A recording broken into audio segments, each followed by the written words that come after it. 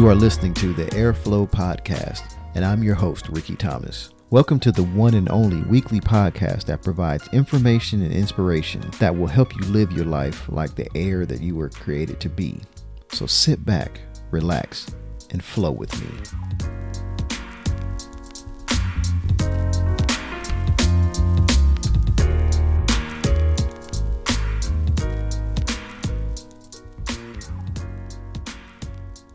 All right, welcome back to the Airflow Podcast. I'm your host, Rickey Thomas, and today we have another special guest, Edward Ellsworth of Furniture Innovation. Ed, I just appreciate you, man. I thank you so much. This is an honor for me to have you on the show because you are definitely one of my inspirations out there, you know, just watching what you've done and where you've come from, and just in the short time that I've known you, just see you continuing to rise up. So, you know, I'm watching you. I'm definitely observing, and I appreciate you joining the show today. Well, I thank you so very much for having me. And I'm just honored and privileged that you have me on your podcast, sir, that you would consider me for that.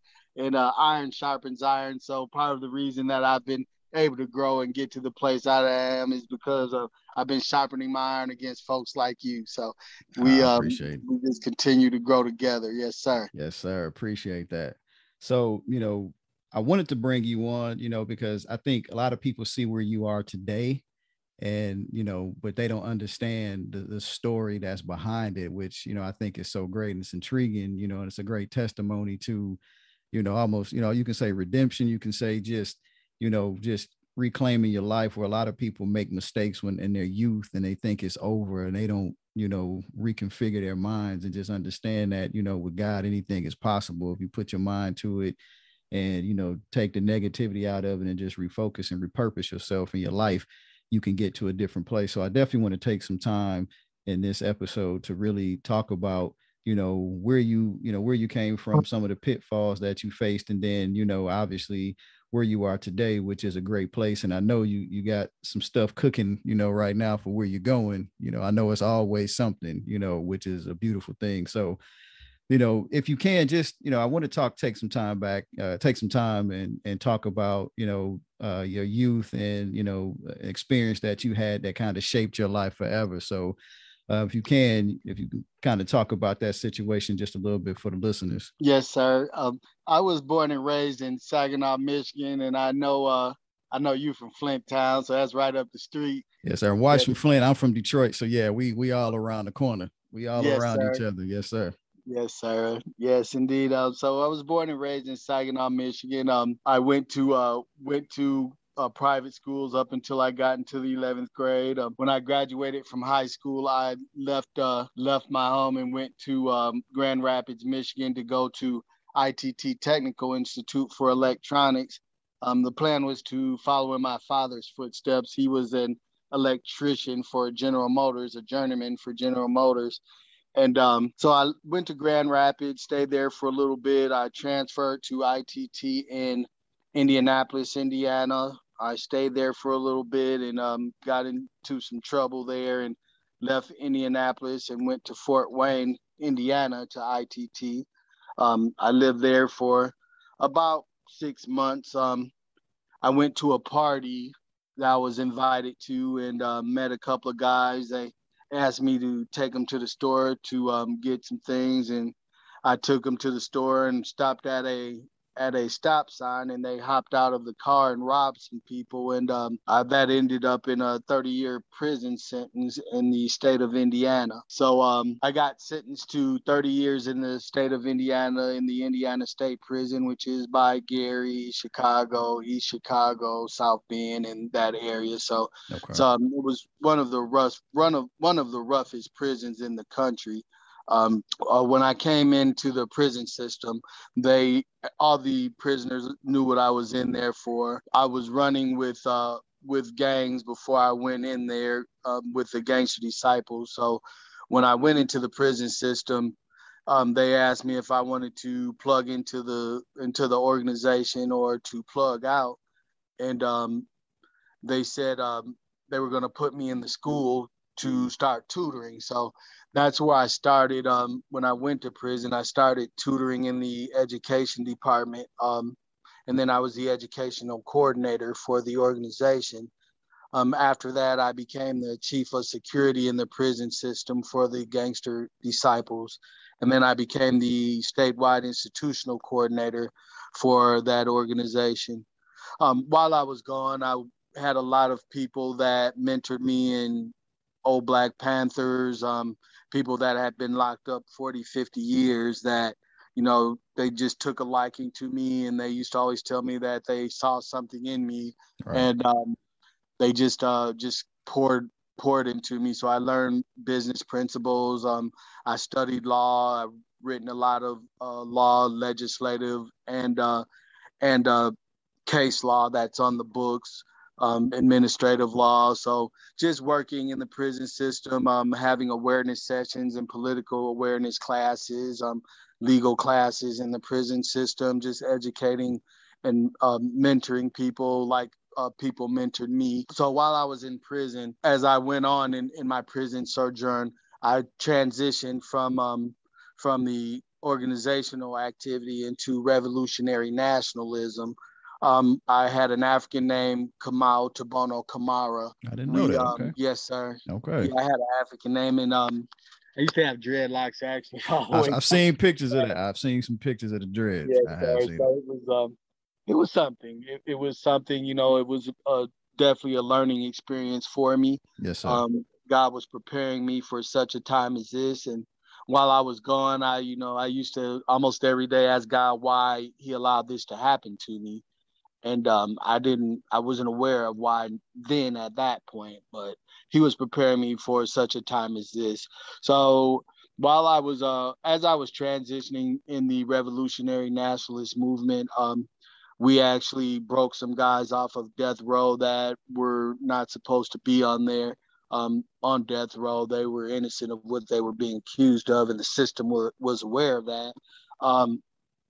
So we broke them off of death row, and they took me and about 7 other individuals to super maximum security units, where you're locked in a cell for 23 hours a day. I did that for 3.5 years straight. I was locked in a cell for 23 hours a day for 3.5 years. Wow. I watched people hang themselves, cut on themselves, and all sorts of things. I just kept my mind active. Sometimes I was taking 6, 7 college courses through correspondence at one time. So I mean to interrupt. I just want to, that's a lot of time to spend by yourself. And I was going to ask you, how'd you keep your mind sharp? So you were actually enrolled in classes, taking college courses at that time. Yes, sir. Yeah, I was taking correspondence courses through Indiana University. Okay. So I have a bachelor's degree that I acquired while I was in Supermax from Indiana University. But yes, sir, just it was a difficult time. It was a difficult time in my life, just going through those things. The system called my mother and told them that they were going to kill me. The administration did, just because of the leadership that we had in the prison system, and I was perceived to be one of the heads there. So just going through that, it was a difficult time. I actually got stabbed on Supermax through a food slot. A guy cut me through a food slot with a box cutter that he had to get from the administration. Wow. And then that was right in front of 2 prison guards, and they took him to court and found him not guilty, and put him back on the unit. Several weeks later, I was accused of stabbing him 14 times, and they took me to court and was trying to give me an attempted murder case. They said I would never get out, but God. Yes, so there was some people that God put in place to intervene in my behalf, and so they dropped those charges against me, and I was released from Supermax 3.5 years in. So it was an experience that, out of the entire 12 years that I spent in prison, that was one of the most taxing times of my prison sojourn. But it was also a time of self-reflection, a time of self-meditation. Even now, I'm able to I'm able to deal with myself and to meditate at another place. Yes, You sir. know, because I've spent that time with self and dealing with self, and a lot of people have challenges in that area when it comes to really doing some really intense self evaluation and self examination. But because of that time of isolation and having to deal with self, being forced to deal with yourself, um, it makes you look at the world a lot differently. You're hearing the same sounds, the same things every day. So there's very acute sensory deprivation.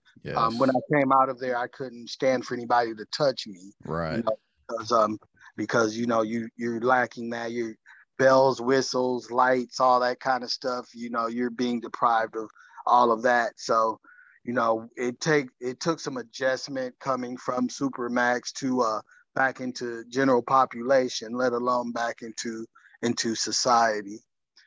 Um, So I was gonna yeah, say, I was just gonna say, you know, in that little bit that you shared, it was so much that you unpacked. You know, the last thing you said about, you know, just spending that time and really the self-reflection and introspect and everything. I think a lot of people take that kind of stuff for granted, you know, being able to really, you know, and not that you have to go in prison and be in Supermax to do that, but you know, getting your mental health in check and knowing who you are is so important to your journey. A lot of people, that's how they get caught up in a lot of the wrong things because they have no idea of self. And, you yes, know, you being able to, even though, you know, again, you know, that wasn't the opportune situation, but you used your time wisely, not only to educate yourself, but to also find out who you are and you know what makes you tick and be able to control yourself. So, you know, all throughout the process of, you know, you running with the wrong crowd to, you know, figuring out, you know, because obviously through the process, you're a smart man, very smart, you know, obviously being able to continue to focus, to educate, to organize, you know, being put in positions of leadership. And I don't think people understand that, you know, gang culture, especially in prison, it's an organized activity. You know, it's not just, you know, willy-nilly. It's just, you know, kind of the wild, wild west. It's organization. So just very much understanding so. you being Yeah, put in those positions, you know, God was preparing you and you didn't really know it at that time, being in front of Black Panthers, getting that kind of wisdom and knowledge from folks that have come before you. You said you learned about businesses, just different things like that. Like that just lends to the story as we continue to move forward. But I just wanted to touch upon that because that's very powerful, you know, and a lot of people, they just don't take that time to realize that, yes, it wasn't the opportune situation, but use your time wisely. Don't just sit yourself in a place where you have too much idle time because that's where things go the wrong way. So, you know, I definitely appreciate that part that you shared. And, you know, I just wanted to stop there and just talk about that. But please continue on. That was good. yes, sir. That and what you said was good. Yes, sir, because it did give me a heightened not only time but just being in that environment. It you get a heightened knowledge of self. Yes, Yes, sir. sir, and those things are foundational for whatever it is that you decide to do in life. You have to know yourself. You know, to thine own self be true. You know, it's Right. that old adage. So it did allow me to again to reflect, to introspect, to evaluate and examine myself at another place, and it made me more goal oriented. So rather than sit back with idle time and allow the enemy to work on my mind as he did so many people who were in that place, Right. it just allowed it allowed me to be able to be goal oriented, to set goals that were seemingly impossible in that kind of environment, to acquire college degrees and to do those sorts of things in an environment where that's just it's everyday Yeah. hostile. It's hard So to focus on getting an education when somebody is trying to take you out, you know. somebody's trying to kill you. Yes, that sir. that is And that is rough to live yes, daily sir. knowing that. Yes, sir. And that in that area there, it's a really there's a lot of racial tensions up there. It's a stronghold for the Aryan Brotherhood and the Ku Klux Klan is headquartered in Michigan City, Indiana now. So Mm. there was a lot of things that the administration did to help promote racial unrest within the prison system to try to maintain control, Yes. pitting one organization against the other one, so that the focal point wouldn't be on the administration so much as it would be on the inmates, pitting the vice lords against the gangster disciples and the four corner hustlers against the vice lords and the Aryan brotherhoods against the other organizations that were there. So it was something just to be able to sit at the table and have conversations with people from various backgrounds and various walks of life, and to come up with ideas and with solutions to problems that function in the best interests of the inmate population. So Yes, sir. we did those things and maintained structure within the prison system in the state of Indiana. So it was an experience, and that experience helped me to be able to deal with the organizational structures that I have to maintain now. Right. So he was again preparing me for such a time as this. Yes, sir. Yes, sir. So, going through, going through the prison system, learning what you learned and really preparing you for that next phase of life. So, you at some point, are released from prison, and I'm not trying to minimize the story, but at some point you get released out of prison and you transition back into the regular world, and the question is coming, how did you get into the furniture business? But, I think there's a little bit left between that time, but how did you get to that place of, I'm working in the furniture business, or are you have an idea that I want to be in this business? Okay. I guess I can tell you, okay, when I got out of prison, and that's a whole nother story. The day that I was supposed to walk out of the prison system, I was sitting at the door with my stuff, and the administration said I had to do 2 more years because they misinterpreted a law that I wrote for time cuts for prisoners to get GEDs, high school diplomas, associates, and bachelor's degrees. So hold on. Let's not graze over that. They Yes, misinterpreted a law that you wrote. yes, sir. Yes, sir. I wrote a proposal to a state legislator in Gary, Indiana, and he took that proposal to the legislature, and it became law. And what it provided for was time cuts for prisoners that got GEDs, high school diplomas, associates, bachelor's degrees, and trades. They also got time cuts for completing anger management and for doing anger management and substance abuse.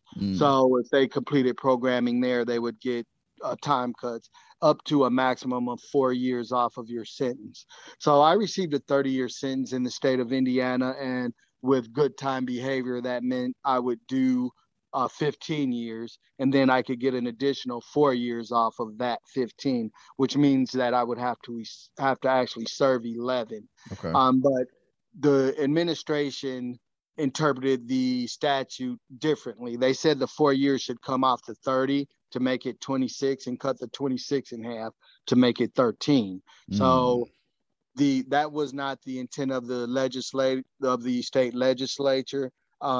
I was able to get released 2 weeks later after filing a pro se. That means I filed it myself, a petition for writ of habeas corpus for immediate release. And then I was released 2 weeks later based on the legislative intent of that statute that I wrote. So it was just, again, another God thing. He was putting me in position and preparing me for such a time as this, to maintain discipline under adversity, things like that, to not be reactionary when people do something or when people say something, to not immediately respond and react, but to be disciplined and to think through the process and about your response. Yes, sir. Right. Yeah, and the other good thing about God gave you the ability to acquire the knowledge of how to structure yourself, know the laws, and be able to fight on your own behalf, which is, a lot of people in the system, they don't have that. You know, they're getting these, you know, state appointed attorneys and things like that. And, you know, for you were able to go out there and get the knowledge. So, you know, did you ever think about going into law at any point, or going into legislature at any point in time after you were released? Was that ever in your thought process? I did ponder that for some time because I do love the law. I've written a lot of case law, a lot of statutory law. I've gotten guys out of prison writing law. I've written civil law on the federal and state levels, so I enjoy the law. But it just was not the path that God had set for me. Yes, sir. You know, it wasn't the path that He had set for me. So when I got out of prison, I was looking around for jobs and looking everywhere for jobs. And, you know, there's the condemnation that comes with being recently released from prison. Right. You know, not only the stigma that's associated with it, but the own self-esteem issues that we have. You know, it's a self-fulfilling prophecy that, you know, when you release it from your mouth saying, oh, they don't want to give me a job because I just got out of prison and stuff like that. So Yes, sir. I had to renew my mind and start changing my speech. And I finally found a job and started cooking for KFC when I first came home. That was about 3 weeks after I got home. Okay. Then God blessed me with a teaching position about 6 months after I came home from prison. So I started teaching as an adjunct for Davenport University in Cairo, Michigan. Started teaching college. That's a big jump to go from cooking at KFC to cooking. I mean, teaching, being a college professor or adjunct professor. So that is huge. Yes, sir, it was, and I was very excited about God opening that door for me, and it was an awesome experience.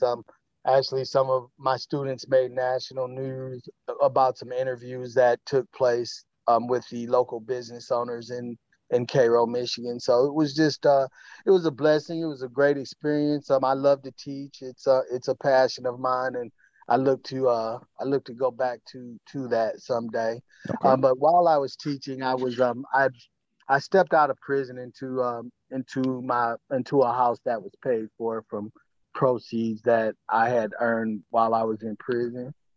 And I was looking for furniture for that house, and I went into a furniture store, and my salesman was the sales manager, and he says, you know, you should think about selling furniture. You do really good at it. So I pondered the thing, and I pondered it and put in an application, and he hired me and took me through 2 weeks of training. And after that, he put me on the sales floor, and I started selling furniture. Wow. So you that is a different path, you know, to go from prison to cooking at KFC to teaching, and now you are selling furniture.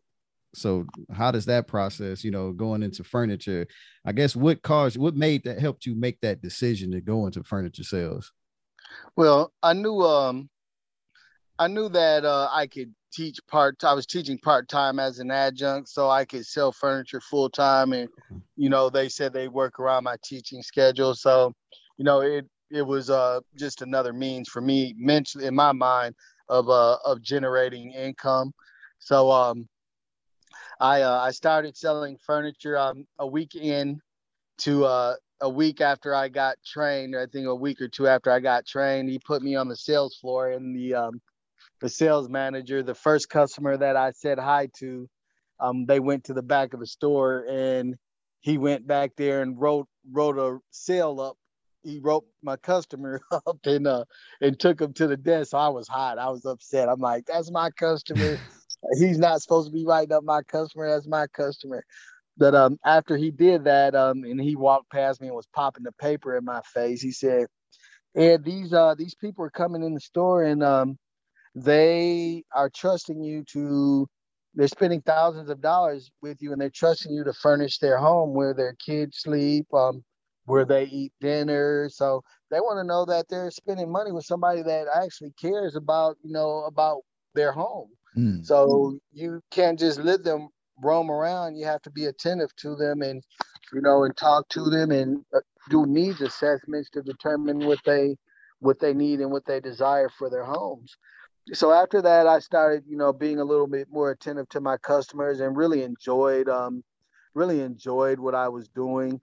So after after so long in Saginaw, Michigan, a lot of the GM plants left there, and the economy turned south. So I had a bunch of family in Tennessee that told me that I should come to Tennessee, and I came and visited a couple of times and decided to transfer. So I transferred from Value City Furniture to American Signature Furniture here in Nashville. Okay. So during while I've since coming to Nashville, I've been the sales manager at Sprint and other stores around. I've worked at 3 or 4 other stores in Tennessee. Sold furniture to several Titans players. I've furnished their homes. Predators, country music singers, just people from all walks of life. While I was working at other furniture stores, just acquiring knowledge of the furniture business from different businesses that I worked for, assessing their business models, just taking it all in. Really, what I enjoyed most was the interaction with people, though. Right. Just getting to know people and assess people's needs. And when you're in this kind of business, people come get furniture for lots of different reasons.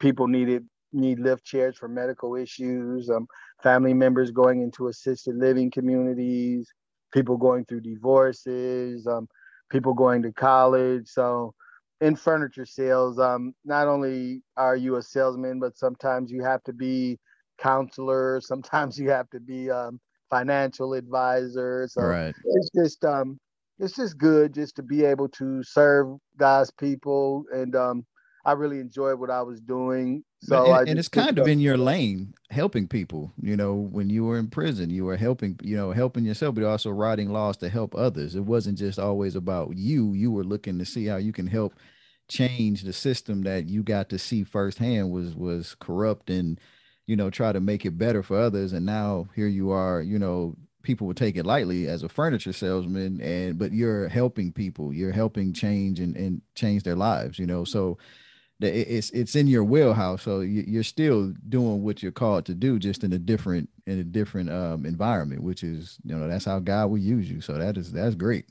Hey, man, that's good. That's good right there. Yes, sir. That is real good. And it's just it's having that mentality and that heart for people, to have a heart to serve. And God honors that no matter what capacity that you're doing it in, Mm. whether it be in, in the church setting or in the world, just in the marketplace, just having a servant's heart. God honors that, and people recognize it also, whether you're just looking to get financial gain, or if you really care about, about people and about what they need and that sort of thing. So it's just been great to watch him work and watch him elevate and bless the works of our hands. Um, so after I owned a car wash on Jefferson Street, just to move forward with the story. I owned a car wash on Jefferson Street called New Generation, and I got into a tax problem. So I walked into this guy's office, and to help me with my tax problem. He's a CPA, and it just so happened, I didn't know this at the time, but he owned most of the Liberty Tax Services franchises in Nashville, and Oh, wow. he does the taxes for Opry Mills and for the Gaylord Opryland Okay. Hotel. So he's a real This deal. is yeah, he's got a small building, but doing big things. Yes, Never sir. looked at. But I walked in there, and he was a little Asian guy, and shorter guy, and he says, "Hey, I know you." He reminds me a lot of my martial arts instructor when I was younger. But he goes, "Yeah, I know you. I know you." I said, "No, sir, I've never met you a day in my life." He says, "No, no. Um, I live next door to your boss, and he's always bragging about how much money you make for him. How would you like to open your own furniture store?"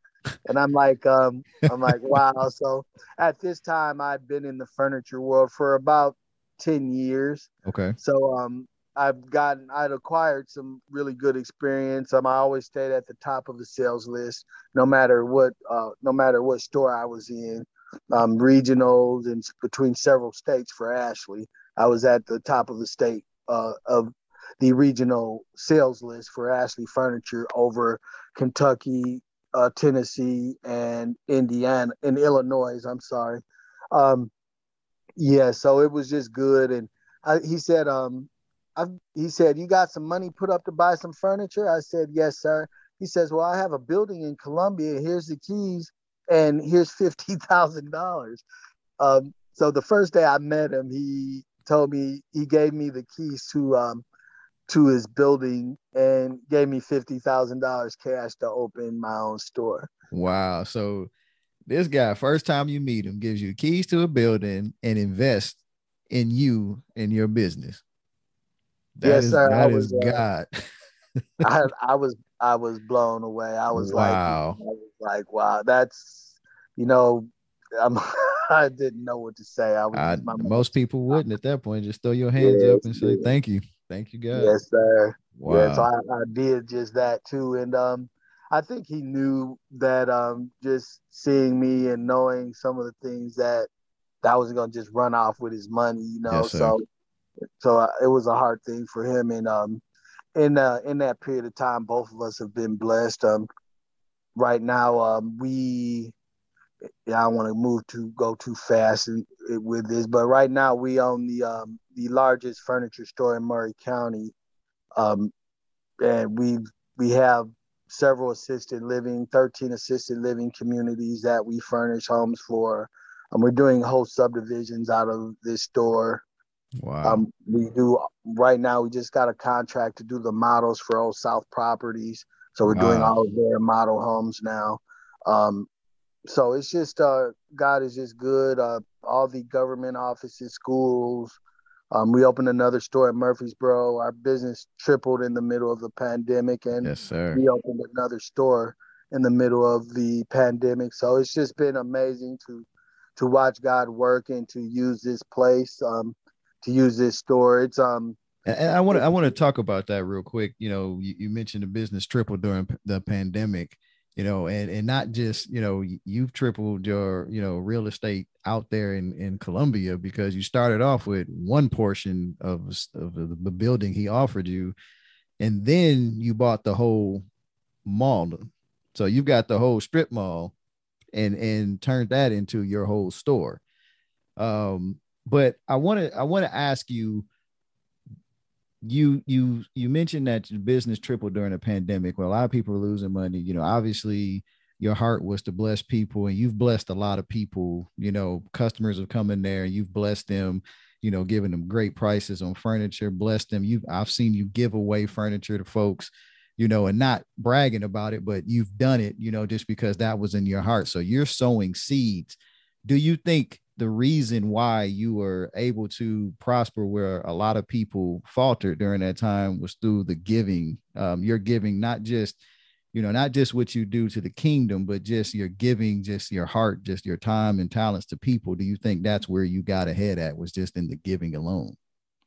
Yes, sir. And thank you for that. And yes, sir. It's just it's a God thing. First, I have to thank my pastor, Apostle Amos Howard, for giving us that revelation on seed time harvest and on giving, and to our partners over at Living Truth Christian Center for all of the love and all of the knowledge that they have bestowed upon us to help us get to this place. But it is a God thing. It's the Bible says that give and it'll be given to you. Pressed down, good measure, pressed down, shaken together and running over. Yes, the Bible is replete with messages about giving. And when you open up, the world opens up to you. And we're just experiencing God's best, living under an open heaven right now. Yes, sir. And it's just watching God work. A lot of it, and I believe a lot of it, is due to our giving. We don't talk about it a lot, but we watch God in this season. He is manifesting the things that we release from our mouth supernaturally and expeditiously. Yes, sir. So I'm watching him work. I'm watching him walk out some things for us that, it's just in the natural sense, man would call it impossible. But we watch God time and time again do the impossible, and we know that it's because of some of the seeds that we've sown. We don't talk about it again a lot, because the Bible says if you do it in silence, God will reward you publicly. Yes, sir. So we don't talk about it a lot, but and you're reaping it. Yes, sir. We're watching him reward us publicly. But just to share a few things, I was listening to the Faith Refresher. I spoke at our Faith Refresher in 2019, and I made a statement during that Faith Refresher that my wife and I were getting in our spirit to sow $100,000 seed, is what I said during that Faith Refresher. And we watched only a few months later, we were blessed to be able to write that check. And during that year, my wife and I sold right at $250,000 into the kingdom, not with our business and personal giving. Yes, sir. And to be able to, and we didn't miss a penny of it. God just supernaturally increased it, and we're watching him manifest 100-fold on our seed, on everything that we sow. We're watching him manifest the 100-fold. So we're looking for a $10 million harvest on our $100,000 seed. Yes, sir. And we're watching him do that brick by brick. And I'm glad you spoke it, because a lot of people won't speak that. A lot of people will just kind of keep that under their breath and be afraid to say that. The fact that you were being transparent in that seed, because people think about that and like, oh, they're just giving money and this, they're just trying to show off and give a lot of money, and for what? But you understand, like you said, the principle of seed time harvest. You understand that your seed has a voice, and the power that comes with that. I mean, it's basic. It's a basic principle. It works in the earth. If you sow seeds, you will reap a harvest, and there's things that you did with that. It wasn't just standing up there to say it. You had it in your heart to do it. So it was ingrained in you that, we're going to be able to do this. The money manifested. You didn't have to go out and do a lot of crazy stuff to do it just so I can prove the message right. God knew your heart, and he provided you guys with the seed to sow. And the word says he will provide seed to the sower. And he did that, and Amen. Now you're able to move forward. And now your faith is elevated at a place, because I'm sure at that time, and some people would try to fight against, there's a little fear that rises up when you make a statement like that, to say, I'm going to give that much money in front of people. But the thing is, you had it in your heart to do it before you even stood up there and said it. And God blessed that. It wasn't a show of, hey, look at me. It was, God put this in my heart. I'm making it known publicly. And so it's going to be done. People may try to question it, like, yeah, but you knew it, and you and your wife had it in your heart. And that is the beautiful thing about the whole process. It's not necessary. It's not about the amount of the seed, because for some people it's $1,000. Some people it's $100, depending on where they're at. You always hear Apostle said, too much is given, much is required, and you guys have seen that process and been blessed along the way, and you get pulled into things, and it's not a pull, like a forceful pull. It's God telling you you're at a different level, and where you guys want to go, for you to say, this is the seed we have in our heart. We're going to sow that. And now you can claim and say, I'm looking for that $10 million harvest, and say it with boldness, knowing that God is going to provide that. And it's already in motion. And that's the beautiful thing about it. So, I always hear people, say negative things about giving, and, oh, you just going to give to somebody or give to the church and they ain't going to do nothing with the money. Whatever the church does, we sow in fertile ground, we know that. But if we heard God say something, you do it and let God deal with the rest. You've done your part. So I appreciate you being transparent in that, because, you know, some people won't do that of fear of, you know, people looking at them wrong or something. But, you know, there's no fear. You're a giver. It's in your heart. You're going to do it. And that's just who you are. It's your DNA. So, you know, and that's why you are where you are. A big reason for that. So I just wanted to touch upon that. I apologize for interrupting. But no need to apologize. That's real good. And it has to be for God to honor it, it has to be a heart thing. You know what I'm saying? Yes, sir. It has to be a heart thing, because if you're giving for show or to be seen or anything like that, you know, that's like casting your seed upon a swine. Right. So, you know, God's not going to honor that. So it has to be something that's done from the heart, something that, you know, that you genuinely desire to do. And when it does come from the heart, God will just bless it according to his biblical contracts. And that's what they are. They're contracts. Yes, sir. He said, if you do this, if you're willing and obedient, you'll eat the best of the land. Yes, sir. If you honor your father and mother, it will be well with you. So if you look at the Bible, it's full of if you do this, I'll do that. If you do this, I'll do that. So he's going to do his part. Yes, sir. He's true and faithful to his word. So he's going to do his part. The only thing is us holding up our end of the bargain. Yes. And,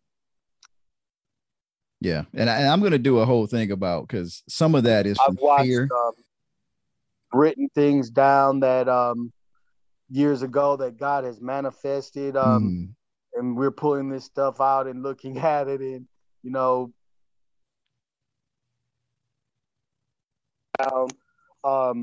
to write down 5 things that we desire to manifest. And I said I wanted a Tesla. We checked that off the list. Yes, sir. I said I wanted to open a store in Murfreesboro. We checked that off the list. I said I wanted a house with a hot tub in it. He gave us a house with 3 bodies of water in it. Yes, so sir. Anything, I said I wanted to work 3 days a week. We still working on that one. But hey, it's gonna manifest. It's gonna manifest. But you know what? It's another important nugget that you shared there. And again, I'm stopping you to call these things out, because you said, you know, you wrote it down. And a lot of people miss the small steps in the process of actually taking time to write down what you are asking, what you're desiring, what you want to manifest, having that vision in front of you, actually write it down, you know. Yes, sir. Yeah, but writing it down and making it plain, you were saying, yes, sir. Yes, sir. Is good. That's good stuff there. And you're able to see things manifest, not only speaking it, but the Bible does say write it down and make it plain, and you'll be able to see God work and God manifest the things that you say and that you write when you're being faithful to his word. Yes, sir. And you did the same thing. And when you were incarcerated, you had goals, and you wrote down the goals to, you know, write the legislature that you did, get the degrees that you got. So again, the principles working through different stages. So, you know, that is important for people to see that. Like, you know, this isn't just, we're not just saying this stuff, you know, for, you know, just for show. Like, there's a reason why you write something down, you keep it in front of you, and you speak to it all the time, because when you see it manifest, that is what's going to encourage your faith to continue to move forward and go higher and higher and where you are and where you were. So having that to go back to, and like you said, you can pull it back out, and you can remember, and you can kind of see where God has brought you through. And that just encourages you to go higher and higher. And that's what God is trying to prepare you. And that's the flow as an heir. That is where you're going. You know, you have to continue to go to get that blessing.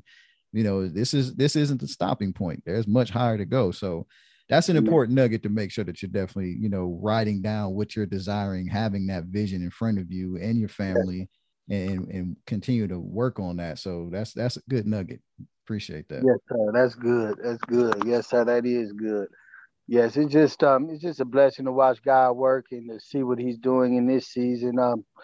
Yes, sir. It's just amazing. He is growing and increasing us in faith. We're seeing our faith match our expectation. We have faith for a thing, you expect for it to manifest, and when your faith and your expectation are married, so when you have faith for a thing, you expect for it to manifest, and when those things come together, your behavior start changing to bring those things into reality. Yes, sir. So it's just watching God do what only He can in this season, and it's he's just functioning in the supernatural. That's where He works at, in the supernatural, and that's just where we try to reside. Right. Right. And that's the blessing of it all. I mean, and that's not to say that the enemy, and there's no test or challenges that come with this process.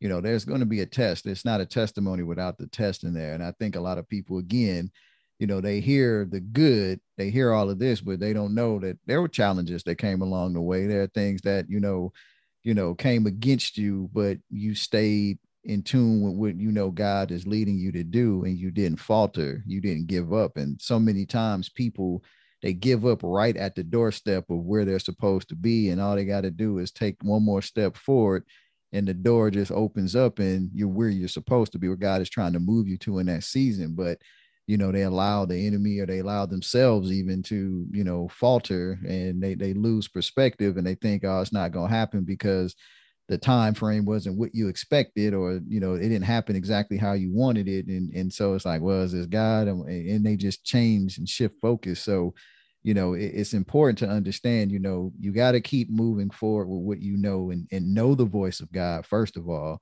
It's the same thing that, you know, Chef Gerard mentioned when I talked to him and his story, you know, knowing the voice of God, and not only knowing the voice of God, but also, you know, acting on what God is telling you to do. Yes, sir.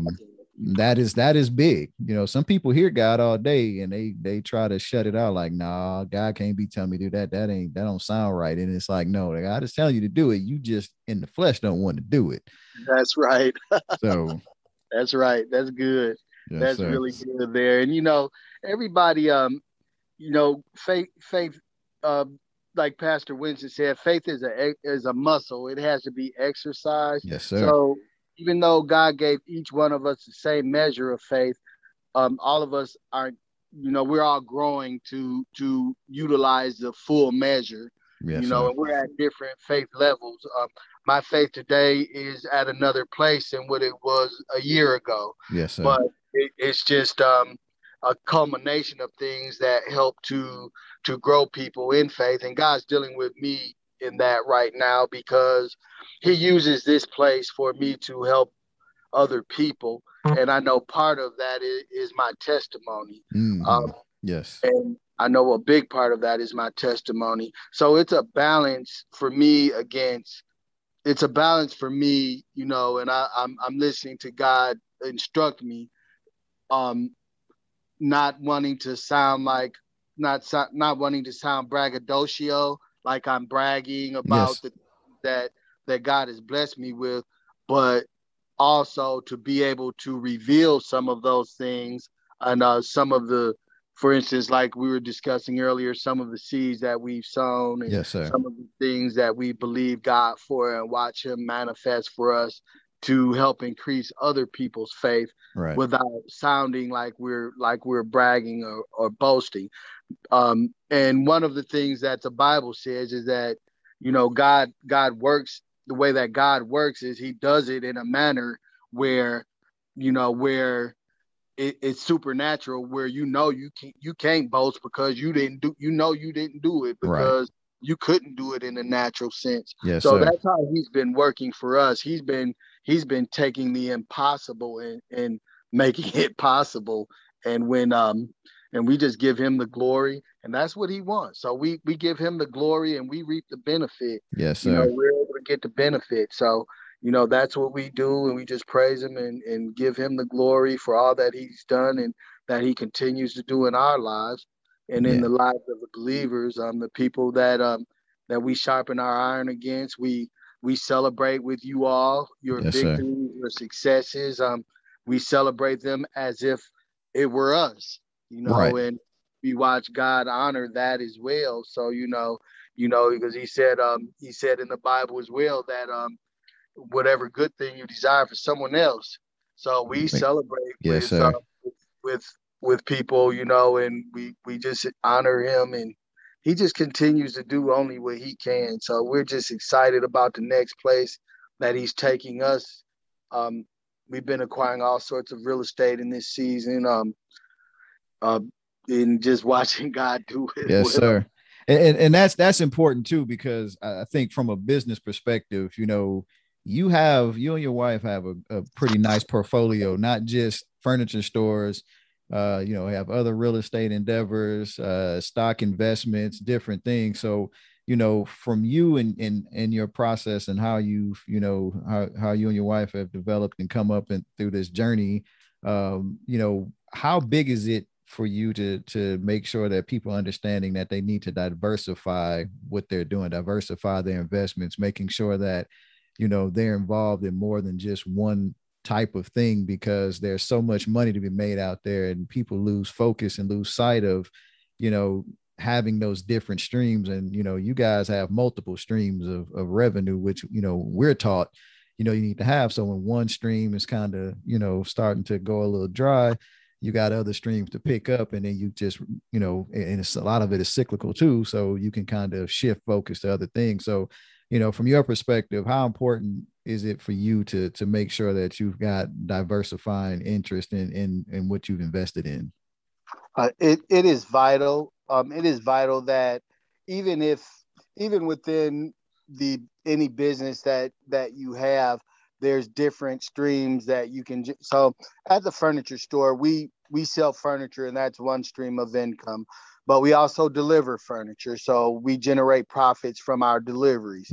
We also sell a fabric in a extended warranty, so that's another stream of income. So there's several internal streams that we have. We rent U-Hauls here, so that's another stream of income that's internal. So there's several streams of income within the furniture store that we generate, and so not only internally, but again, as you said, stock investments, properties, and things like that. It's very important to diversify. So, like you said, if one stream goes, is not doing as well, then you start focusing on one of the others. But one thing that I noticed, when God ordains a thing, there's no worry and there's no concern with that. Yes, sir. When God ordains a thing, it's gonna be blessed anyhow. Yes, and sir. It doesn't matter what the world looks like. It doesn't matter what the circumstances look like. Everybody else could be complaining, and we've experienced that so many times. There's furniture stores that closed during COVID. Right. Good, that went out of business. Our business tripled. So it doesn't matter what it looks like. What matters is faith. Yes, sir. What matters is putting your faith to work. Yes, so, sir. God has given each of us that measure of faith, and He said the just shall live by faith. Without faith, it's impossible to please Him. Walk by faith and not by sight. So we just believe God for the things that we desire for our life. And God knows that we're going to use them for His purpose and for His plan. So He just He makes it happen. He makes it happen for us, and we just honor Him. We honor Him through our seed, through our giving. We honor Him through our praise and our worship. And we just watch Him do it only He can. So, yes, sir. So that it's good to be diversified, but I believe also that if God has ordained a thing and He has instructed you and given you direction to move in a certain place in the marketplace, in a certain way, or with a certain commodity in the marketplace, and God has instructed you in that respect, that He is not going to give you that instruction and not give you the means to be able to generate wealth. That's good. If He's ordained it. Yes, now, sir. So that's just how He works, and we just believe it. We put our faith to work. That's how we yes, live. Sir. And the key is, like you said, if God ordained it, then you can rest on that. It's done. You don't have to worry and stress about that. And that's good. That's a good reminder. If making sure that you heard God, and it was God, knowing the voice of God. So if He gives you an instruction and you act on it, you don't have to worry about that. You can move on to the next thing, because that thing, that the thing He gave you is done. You do what He instructed you to do and just let Him work. And you can do that on one thing, and I know a lot of business classes and things, a lot of people say you got to have multiple streams. And like you said, just from your furniture store, you've got several streams just in that one, that one place of business. And so, even when people have, entrepreneurs or, small business owners and business owners in general, one thing I think the pandemic taught a lot of folks is how to really think outside of the box, but look within, what you have, and really think about how you can maximize your potential and what you can gain financially from the business that you have, using your resources, figuring out ways that you guys have a very interactive system, and the internet and with the screen that you have to find furniture and just the process. I know you've got a new website now that's even more interactive than before. So, finding ways to assist customers and help people, not just to get them to the store and then you throw them some crazy sales line. Like, you're actually, helping people to find stuff in their own homes. And then, once they come and talk to you guys in person, you're just, blessing folks with the knowledge and the wisdom and just, the care that you take and what you do. So, that's going to keep people coming back to you. That's going to keep people coming back to you and your wife. I know you guys, you don't have franchises, but, I see that thing expanding to where y'all got your own franchise. You're franchising out in multiple states, not just in the Middle Tennessee area, but all around. So, brother, I appreciate your time. I want to respect your time with everything. I appreciate the nuggets you share, and I appreciate the transparency of it all. Because sometimes people need to hear this. That's the purpose of this podcast. It's really, hear the stories, and be able to get that information, get the inspiration from that, and then take action, today, get out there, write down if there is one nugget that people drew from the day, is understanding to write it down, what you desire, write down the vision, make it plain, and speak to it, create a vision board. These are basic things that, we learn in the church, but even, I've been around several people that are not even believers, and they have vision boards.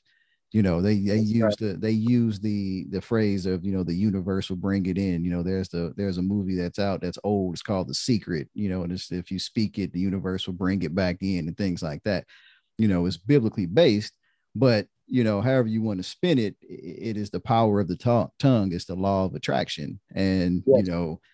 And that stuff is real. We really we miss the small things, and we miss our opportunity to be blessed the way God wants us to be blessed, because we don't do the little things like that. Being scared to, if you have a desire, and it's not just about material things, but if you have a desire for a certain car, some people are just scared to go test drive the thing, sit in it, experience it, let your body experience it, let you feel what that car feels like. You had a desire for a time to get a Tesla, you wrote it down, you got it. And you said, okay, I did that. It was cool. Maybe again, I get another one, but you had that experience. It had you had not gone and test drove one and done all of that, would you have gotten it? Maybe not, because you didn't take the time to do it. So I think, and then write it down and say you want to get it. Some people are afraid of what others think, and that's going to cost this. And, if you write it down and God provides it for you, you ain't going to worry about it. So, yes, sir.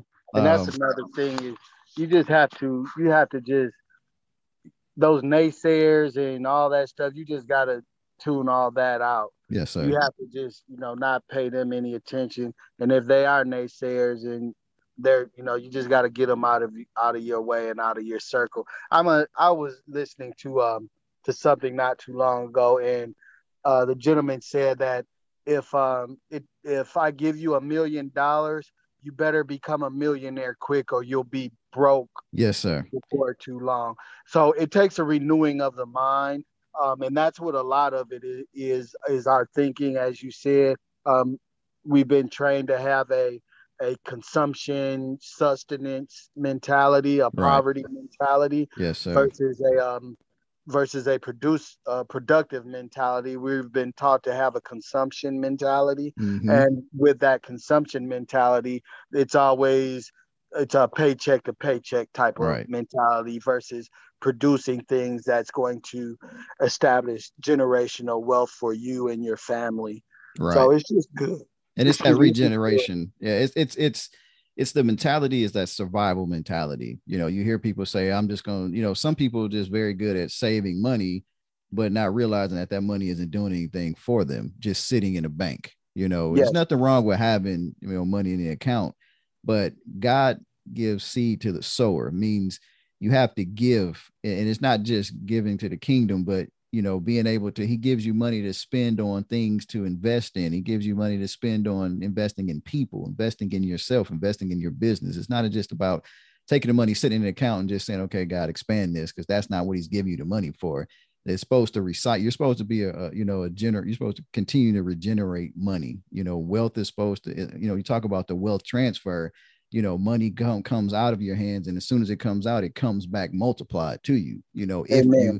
if you work that principle. So you've got to, and that's just a mindset. It's a poverty mindset that we've got to try to break, through faith, through speaking it, through writing it down, because it's more than just saying it. You got to internalize it too. It's a lifestyle. It's a Yes, sir. lifestyle change. It's a It is. lifestyle It change is. is what it is. So and it's just something to watch him work. Yes, sir. It's something. It's yeah, when you it's a lifestyle change, and just to be able to release it freely and not think twice about it. God just honors that. He honors that. So it's just good. This is good stuff. Yes, sir. Yeah, it's good to see it, and I see it in different people. I see it in you, and like I said, it encourages my faith. It gives me that inspiration. But it's one thing to be inspired. It's another thing to take the information, the inspiration, and then create those actionable items and then move forward on there. And I think that's the gap, and that's what this is. That's what this podcast is about, and that's why I want to have people on here like you. I definitely want to have you come back, because I know God's going to continue to blow your mind, and I'm going to continue to sit back and cheer from the side and watch it. He gonna blow our mind. He gonna blow our mind. Oh, yes, sir. Yeah, the Bible says in the mouth of two will a thing be established. So he gonna blow your mind and my mind. Yes, The sir. Bible Well, says I agree. more are gathered together, huh? Well, Yes, sir. we together, and we there. Sir. So I'm on the ride with you. Yes, I'm sir. cheering, and I know you and your wife, y'all are showing us so much, and it's not about we don't sit down and chop it up all the time. And that's the beauty of some of the things of being able to have social media and different things, because I see what people do, and I know the hearts of the people that are doing it, and I see how God is blessing you guys. And I never, that's one of the things about our communities. We don't, for when I say our community within our church and just people that we're around, that we associate with, we make sure that, people are truly cheering for the success. They're cheering for you. They know, they see what God is doing. And, when I see God working for other people, I'm like, well, I know he does it for me. I've seen him do it for me. I know he's going to continue to do it. So, let's keep raising the bar. You raise the bar, I'm raising the bar with you, y'all, it's not a race against each other, but, y'all helping to continue to elevate that thing. And that's what I really appreciate, from you and your wife. So, again, I 100% appreciate this. I thank you for your time. I know you running businesses right now. I do want to say, if you could just tell people how they can get in touch with you with Furniture Innovations, where your store is located, website, and all that, so we can make sure that they're coming out there and getting some of that good furniture you got. Well, thank you so very, very much. I do appreciate that. I appreciate you for having me on this podcast also.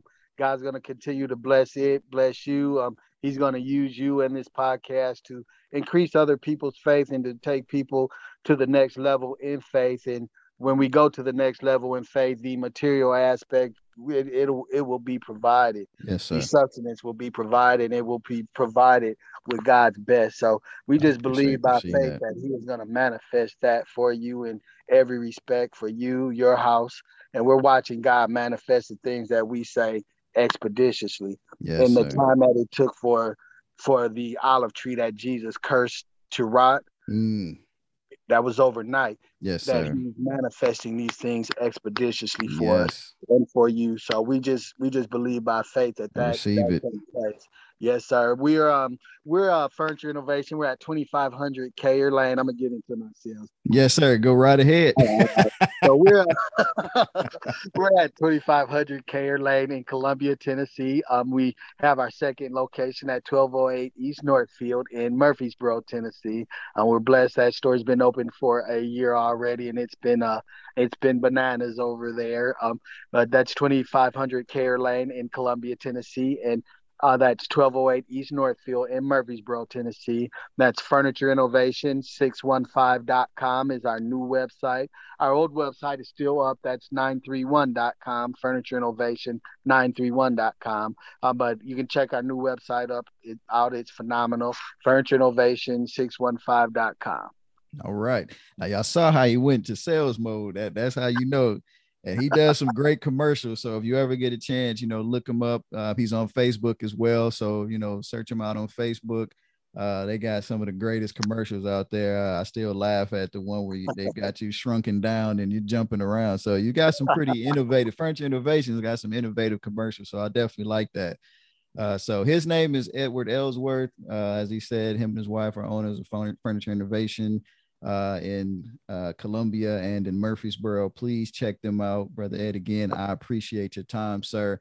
I think you give all the love to your wife and family, and we will have you on the show again so we can continue to unravel some of these lessons that you're sharing and just continue to see how God is blessing you through all the works that you guys are doing. So much love to you, sir. I appreciate it. Have a blessed evening, and we will talk again. Thank you so much. God bless you. Wealth, riches, and good health be in your house in Jesus' name. Thank you. I receive it. Yes, sir. Thank you so much for having me. Flow on, my brother. Flow on. Right now. All right. Take care. Well, there you have it. Once again, that is another episode of the Airflow Podcast completed. I just want to thank again our special guest, Mr. Ed Ellsworth, for joining us today and for sharing his tremendous story about his life and just the things that he's experienced to get to where he's at today. We appreciate his transparency, and I know that that's going to bless people who listen and truly hear what he's saying. He and his wife have a heart for giving, and I know for a fact that is how they are able to grow and prosper in the way that they've prospered. So no matter through a pandemic, seed time and harvest works. It works no matter what the conditions are. If you plant seed into fertile ground, you will see a harvest. So I just thank him again for joining. Appreciate you all for listening, taking the time to come and listen to the podcast. We are available through Apple Music. We're available through Spotify. We're also available through Amazon Music. And you can also reach us at our website, airflowpodcast.com. You can get it directly from there. So, we're making sure that it's out there. We want to make sure that everybody has the opportunity to listen. Please download it, listen to it, subscribe on our YouTube channel. We're getting that going. We're going to be providing clips and snippets and other information that is going to help you to grow and flow in the areas that you are called to flow in as an heir. So, please just be on the lookout as we're continuing to build. I told you this thing is definitely a marathon. It's not a sprint. As I continue to develop and grow, I'm going to make sure that I'm putting that into the podcast and I'm sharing that with the people who are taking time to listen. So I don't take your time for granted. I appreciate everything that you all have given me, the feedback that I've been receiving so far for the episodes that I've posted. I'm just going to continue to do this. And, my prayer is that it's going to help and inspire somebody. Whether it's one person, if I've inspired one person, then I've done my job, but this is something from the heart for me. And I definitely appreciate everybody supporting this. As always, the Airflow Podcast is sponsored by the Billionaire Flow Apparel Company. That is billionaireflow.com is our website, and that is BILLIONHEIRFLOW.com. And there we have all kind of apparel that is around the Billionaire Flow logo, and Billionaire Flow and Airflow. The reason why, and I mentioned that in the previous episode, but it's important to just keep reminding people that we are called to be heirs of Abraham, Isaac, and Jacob, to be heirs to receive the blessing. And in that, it's not just the financial piece of it. It's the spiritual, it's the physical, it's the mental. It's all of those things combined. You are supposed to be wealthy and healthy in all ways. So as a billionaire and as an Airflow podcast listener, you are supposed to flow in those areas, in every area of your life. There should be no lack in anything, any relationship. So, as always, continue to strive to be the best that you have been created to be. And always remember that if you are walking in what you are purposed and created to do, then you are walking as an heir. So just continue to do that and you will flow. Again, my name is Rickey Thomas, and I thank you for listening.